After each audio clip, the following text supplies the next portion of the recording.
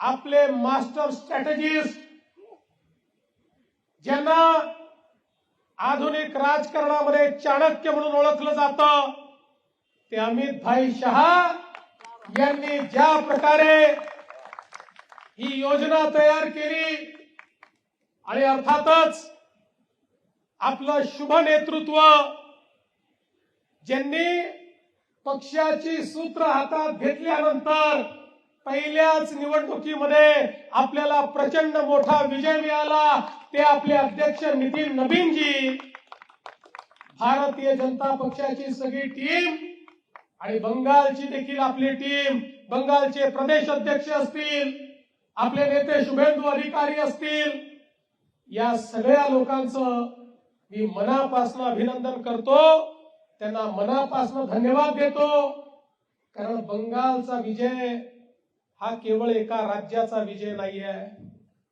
बंगालचा विजय हा भारतामध्ये होणारी घुसपैठ, भारतामध्ये होणाऱ्या आतंकवादी कारवाया, भारतावर होणारा हल्ला, या सगळ्या गोष्टीपासून भारताला वाचवणारा हा विजय आहे. ज्या प्रकारे ममता दीदींच्या नेतृत्वातलं सरकार बांगलादेशमधनं घुसपैठीये बंगालमध्ये आणायचं आणि त्या ठिकाणून कागदपत्र बनवून संपूर्ण भारतामध्ये ते जायचे आणि संपूर्ण भारतामध्ये आमचा रोजगार तर ते खायचेच, पण त्याच वेळी भारताच्या एकतेला, अखंडतेला, सार्वभौमतेला, सुरक्षेला धोका निर्माण करायचे.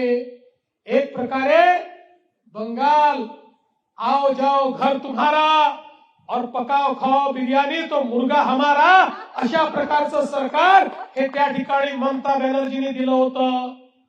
आज हा विजय भारतातल्या प्रत्येक राष्ट्रवादी शक्तीचा विजय आहे.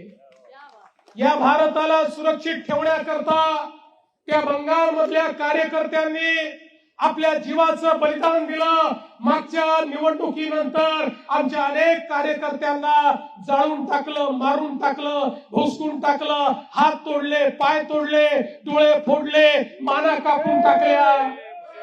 आजचा विजय त्या सगळ्या कार्यकर्त्यांना समर्पित आहे.